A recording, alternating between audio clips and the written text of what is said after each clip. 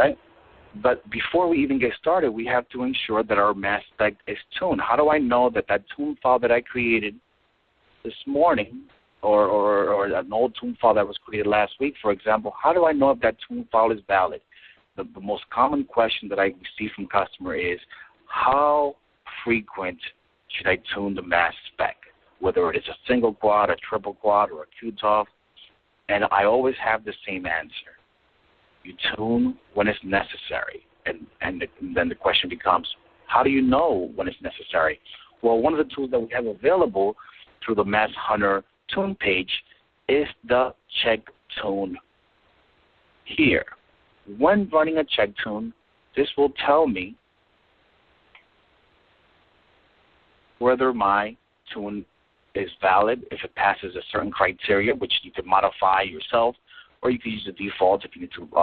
You could set up, if you have strict criteria for an environmental method or a forensics method for that matter, or whatever it may be, you can set up those particular criteria.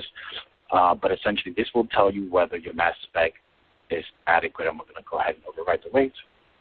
And it takes about a minute or so to complete.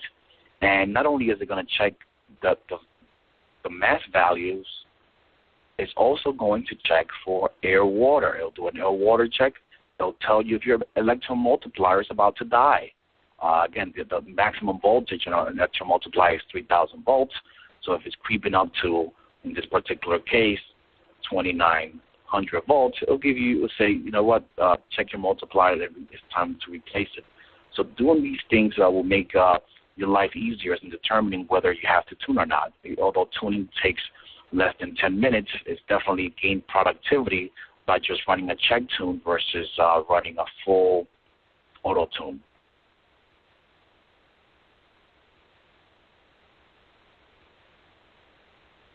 Okay, so as you can see here, based on the results and criteria, I can see that my values and limits are in accordance with each other, and in this particular case, I would say, no, I do not need to tune the mass spec. Okay, so that's one way to check and diagnose what's going on with your mass spec. If you want to take a different approach, you could definitely do that. Again, take a deeper look into what's going on with your mass spec. And in that particular case, we'll go over to manual tune, and we could go ahead and turn the emission current on for a filament, turn on our ecal valve here, and start.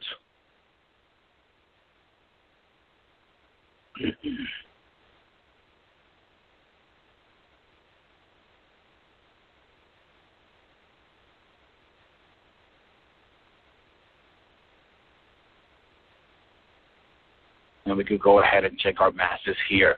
So what am I looking for when I'm taking a look at this tune? It's essentially what the check tune is, but here I get a different view of it, and I can say, okay, do I see my 502? I see my 502. If I don't see my 502, that's an indication that maybe the source may need to be cleaned. The other indication, what else am I looking for? Do I have at least 1 million counts on mass 69? I do. I have 1.8, 10 to the 6. So in terms of sensitivity, I'm there. The other thing that I may look for is, do I have any leaks? Do I have any extraneous peaks in this particular region? And I could tell right off the bat that I don't, so I don't have any gross leaks in the mass spec transfer line or inlets for that matter. So even though the check tune did that, this is another way for you to go ahead and visualize what your ion ratios look like and whether 502 is there, and you could get a historical perspective as to when this starts to disappear. You can start monitoring 502 and see when it's time to change your source. You can monitor 69 and say, okay, when this starts to drop, I'm maybe losing sensitivity, maybe time to clean the source, do a little bit of maintenance. Okay?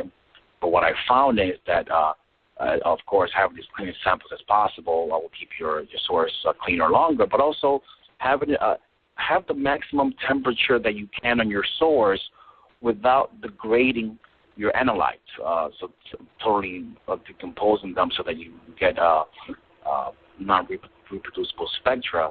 I tend to like to operate at the higher end of the source temperature for most analysis.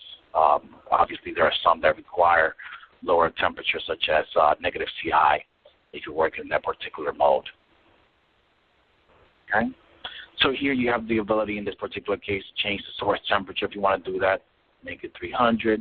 You can go ahead and raise the temperature. You can raise the quad temperatures if you want to do that as well. MS1, MS2.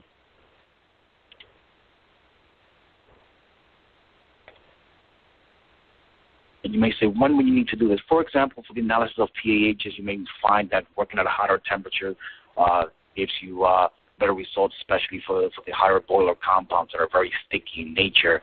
Hotter temperatures definitely help there.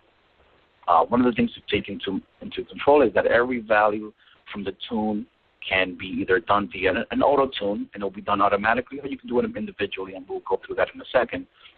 But again, if you want to do a quick air check on your vacuum control, you can go ahead and click on the air water check, and it'll check for you to see if you have any leaks in your mass spec and your air water ratios, nitrogen, oxygen, and water as well.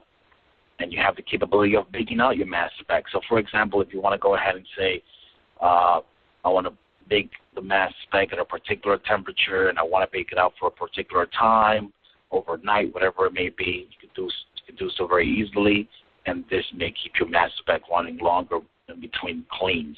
If you have very dirty matrices and you must work at a lower source temperature, when the system is idle, you can go ahead and turn that up so that keeps it cleaner longer. Okay?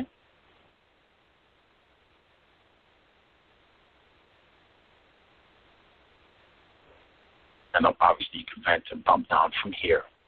So in terms of auto-tune, you have your classic EI auto-tune for your spectral tone that you're accustomed to. So if you're doing full scan analysis and you want to search library such as NIST, Wiley, or an in-house library that you developed using a spectral tune, you could go ahead and do so via the EI auto-tune. In this particular case, we also have the ability, since this is a triple quad with an extractor source, we go ahead and do an EI high sensitivity tune. So if you're working in the SIM mode or MRM, you have the capability of maximizing your intensities for not only 69 but also 131 and 219 and 502, so that you're working under maximum values and counts for your ions of interest. So you're not worrying about matching the spectra. You're worrying about getting the most ion abundance. Okay. Go ahead. Ion source. Turn my filament off. Turn my EI towel valves off. And stop acquisition. I'm going to hit it close. Okay. So now we have a valid GC method. We have a valid mass spec method here. In this particular case, full scan. Okay. Something I want to go back here and show you is, for example, let's say, for example, you left something blank. You'll get this exclamation point here, a red dot that tells you, hey, you better put in a value for your threshold. It cannot be empty. You can make it 0 if you want, but it cannot be blank. And the same thing applies here. If you want to make this, for example, and say, oh, I want to go to mass 2000, it's going to say, no, you cannot do that. It must be between 10 and 1050. So those are some of the smart tooltips that were added to MassHunter acquisition to guide you in your workflow in case you hit an extra 0 or something like that. It'll guide you and say, hey, oops, can't do that. So I think that's pretty cool. And the same thing for the gain here. If you go ahead and try to have a gain of 500, it'll say, nope, gain must be between 0.1 and 100.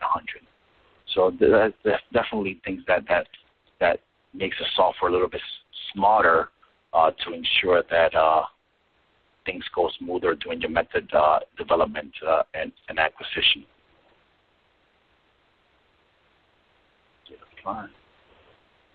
Okay. So now we have a valid GC method, valid mass spec method, our tune checked out to be totally fine. Everything was okay. There's no leaks in my mass spec. So I could go ahead and create a sequence.